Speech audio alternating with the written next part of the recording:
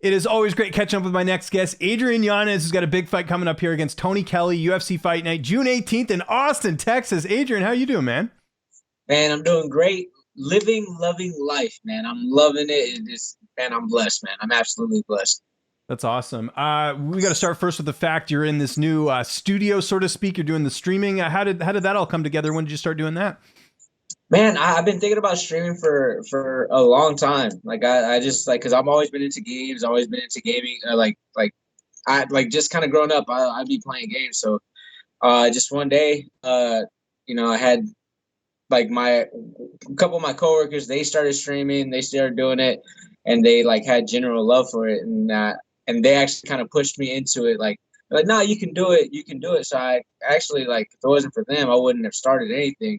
They actually helped me set up, helped me set up everything. So this world, honestly, like I'm trying to get like you and try to have everything, like all the fight posters in the back. Right Yeah. now everything behind me is an absolute mess, so I had to have this little curtain behind me so no one sees the mess Gotcha. behind Still, me. veteran move doing that, man. I appreciate it. We can talk after if you got any questions about setup, but I think it looks good, man. And it's cool to see you, using the platform you have to do something really positive and something that, potentially could make you some money down the line. Look at Megan Anderson. She's like an official partner, and I know she's been killing it over there with her Twitch stuff, right? Oh yeah, man, and that's exactly what I would like to do. And plus, also, like I got a little community that just comes in consistently, and like I get to interact with them on it like every single time I stream. Like every Twitch stream, they jump on, and it's so cool. Even just like them having questions, they start talking. Like man, there's been some streams where they talk like they ask me some personal questions, and they get into themselves as well. And like, man, yeah, it goes back and forth. Even though I'm playing a game, having fun playing a game, I'm also interacting with the fans and interacting with people who like love watching me fight. So that's super cool for me. I love it. And it's small right now, but I can't wait till it grows bigger. Well, I'm sure it got a lot bigger after Andrea Lee's fight a few weeks ago. Obviously, her boyfriend Tony Kelley making some disparaging remarks, and I know right away everyone was tweeting about it. They're like, if we didn't want Adrian to win now, we want him to win even more. Just tell me first, what's the feedback been like since that fight? Because I saw like everyone. I mean, everyone's rooting for you anyways. You know what I mean? Like you're just such a fan favorite, but even more so now with what happened. How's the response been? Man, I got a bunch of Brazilian like fans. And like my last post, like I haven't posted since, but I still get comments of Brazilian flags still commenting down. So it's like, man, like his downfall kind of elevated me a little bit. So it's cool in a sense, but at the same time, it's still kind of shitty what he said. He could have directed it towards the fighter and not just towards the whole country. And I feel like that was kind of shitty of him. But at the same time, I get to go in there, put him out, put him to sleep, and then gain a bunch of more Brazilian fans. So I'm cool with that because I do love Brazil. I do want to go visit one day, hopefully get to fight there one day. There you go. Yeah. So, his mistake is your sort of gain there. Did you happen to catch his sort of response to everything? Talking about cancel culture. Did you see what he wrote?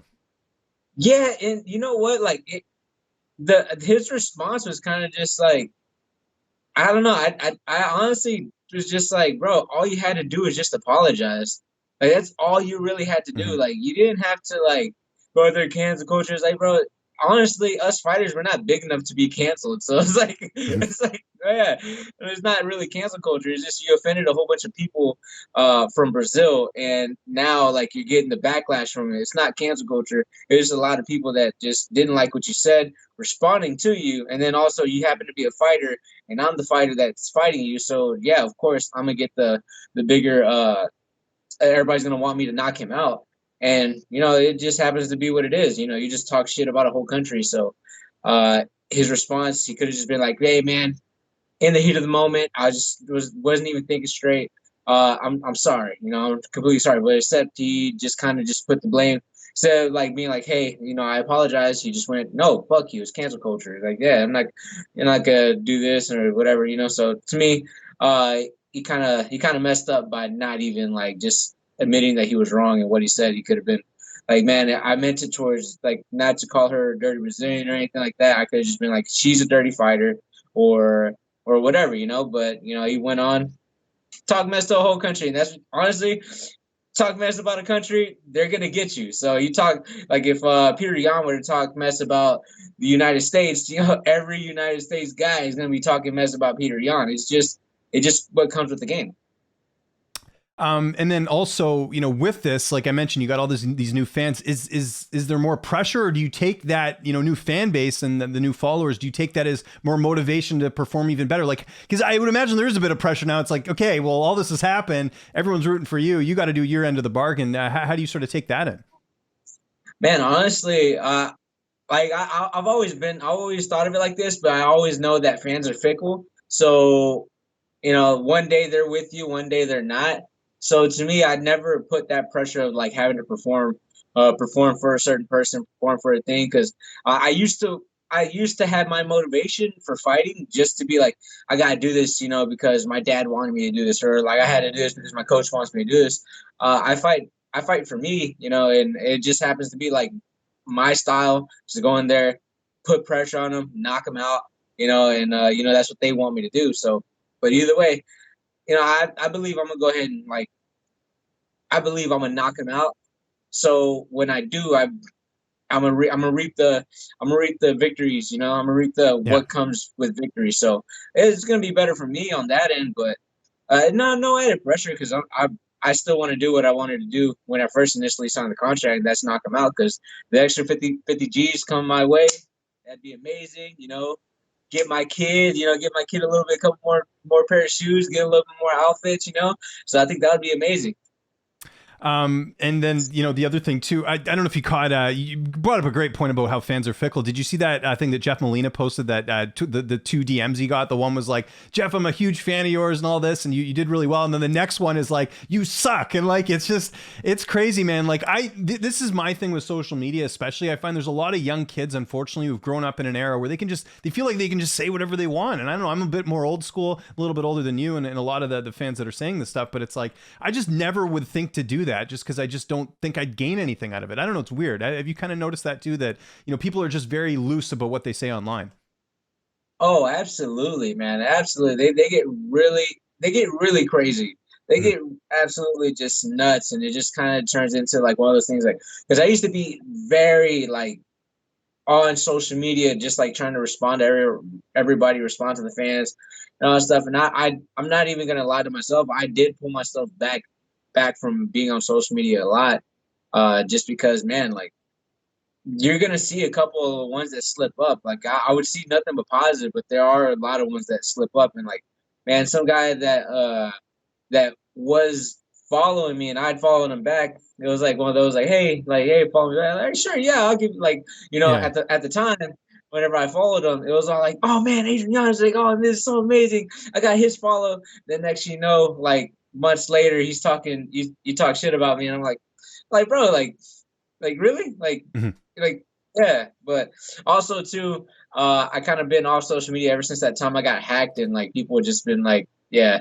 That one time I got hacked, like, all right, cool. Well, I see some of these messages. A lot of people thought it was me that did that, and I'm like, oh yeah, well, fuck, oh shit, like, so Yeah. I kind of pulled myself back just anyways.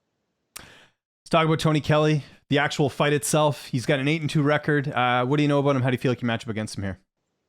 I feel like I match up very well against him, man. He's gonna be the guy that's not gonna stop coming forward, and I love that because it gets me to show what I'm really good at, my skill set and everything. He's gonna cause a lot of problems, and I love being the problem solver. So to me, I'm super excited for this matchup, man. He's gonna come forward, and it's just gonna present itself to be a great fight, anyways. Yeah, like with or without the controversy, this fight is gonna be a fan friendly style matchup because I'm going in there, I'm trying to knock his head into the third row and all that stuff. So of course, like head to the bleachers, do what I can, put him out. And I feel like with his type of style, there's going to be a lot of opportunities that present themselves. Now, as far as this camp, and we'll talk about, what you've been up to, like, after your last fight, because I know you've been training with everyone, Aljamain Sterling, Corey Sandhagen, and Rafion Stotts. We'll talk about all that in a sec. But right now, what is camp looking like? Where are you training? Who are you training with? Man, I'm training. I'm training here in Houston, back at home. Man, like my whole camp was kind of here. I did go in the beginning of March to New York, but that was only for about a week, and then I came back, and I just been training at home ever since. But yeah, no, my main training partners have been my training partner Camus Smotherman and Rafion Stotts. They've been there for me day and night, the morning sessions, the night sessions. So like they've been there helping me throughout my whole camp. And, getting the wrestling looks from Rafian has been a blessing, and seeing him win that title was amazing. But yeah, so, it's been a fun one. Cause like now I've been a part of, and watching two champs work. Yeah. And, it's kind of gave me extra drive, extra motivation whenever I was watching them, being like, man, I shared the training room with these guys, so that I think that's pretty cool. And I was just like, fuck yeah, it's there, it's a reality. I just got to work hard. Like I'm working just as hard as them. It's just fine tuning some things here and there. Let's start first with Sterling. And first off, I just imagine the confidence level just skyrockets when you see this is the bantamweight champion. You got to train with this guy. I remember a couple months ago, we talked about this in an interview where someone was I forget who it was on Twitter, was giving you a hard time about, oh, you're training with Aljo, but he says he can't fight and all this. And then to see him win the title, defeat Jan when everyone was counting him out, like how satisfying was that for you, being a part of that camp and just, getting to see a friend of yours win a UFC title? Man, it was really, really cool, man. Like I going out there twice, like it was really amazing. And to a point where like I know it was like a lot of people were saying like, oh, like again, going back to social media, everybody talks all that shit. But man, like just to see like the amount of hate that guy had got, like dude, like people were calling him clowns. People were being super, super racist, man. I was tagged in one of his posts, like he tagged me in one of his posts, and like just off the offset, me just looking through the comments, just because I was like, man, you know what? I want to see how bad it gets. Like, man, people were getting like super racist. So like to see him come out on top, just with all the adversity, all the people like just calling him like a bro, like yeah, I know what you're gonna say. Yeah, I get it. Yeah, yeah, like it was disturbing. Like it was really, really disturbing to see, and just to see him pull that off to me was just like, wow, like I'm so I'm so happy that he got out there and he did it and he won the fight. And like just to see him and just to see all the hard work that he put in, because that whole entire time, that first week and that whenever I went back that second week, I did every training session like I mirrored him. I didn't skip a day. I just told him like, hey bro, whatever you're doing, I'm doing.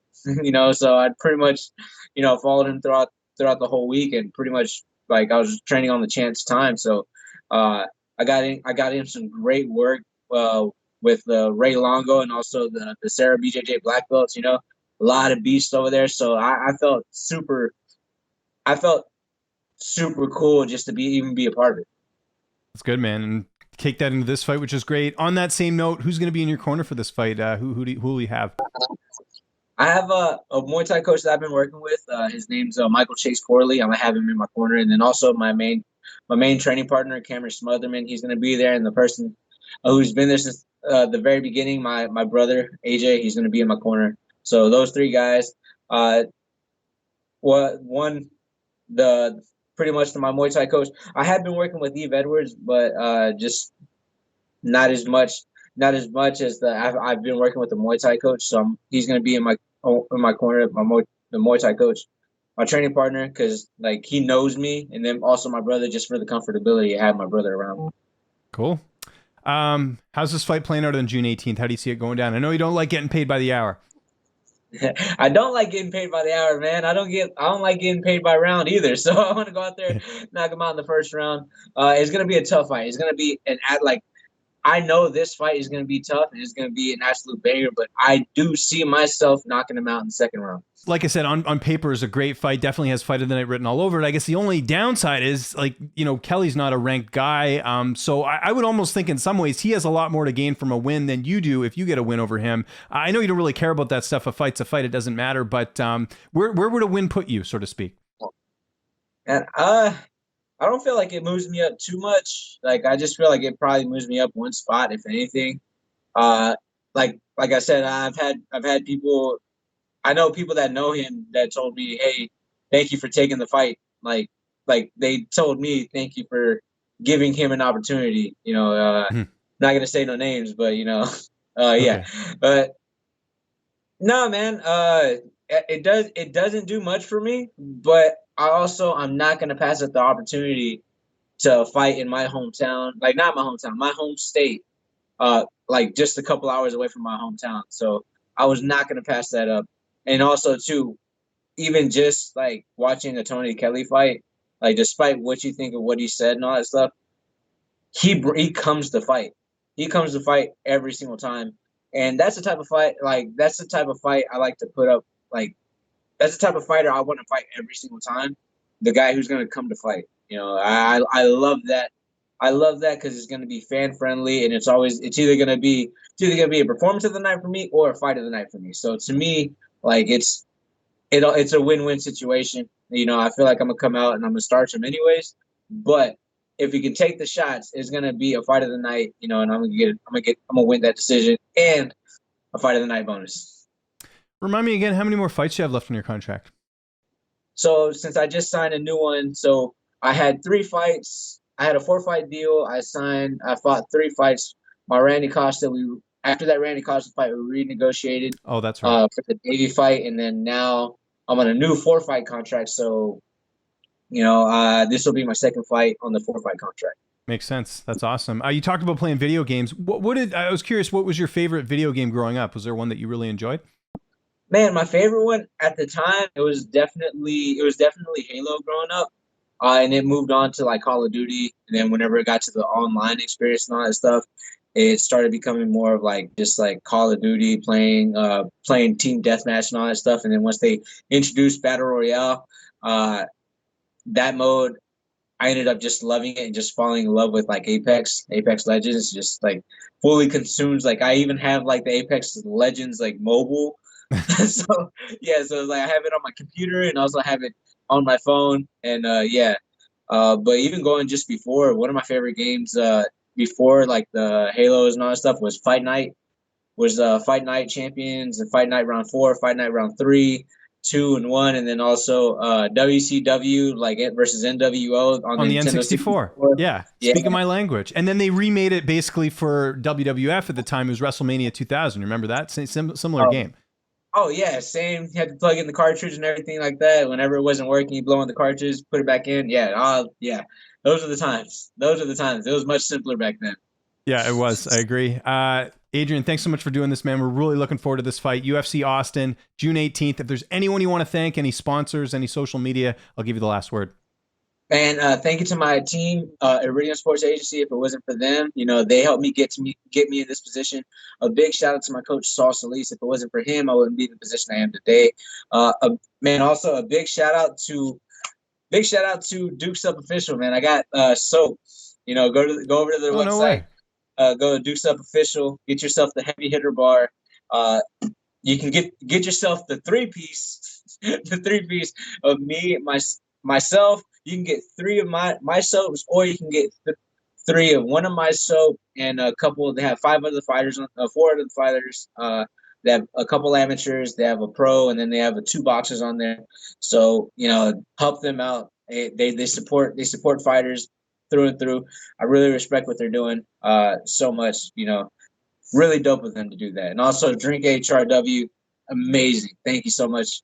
And also thank you for the platform. I love it. Man, you've been interviewing me since my LFA days, and I truly appreciate that. You gave me a platform way back whenever I was a nobody, and you know, it just still it feels cool, you know, just still having the interviews with you.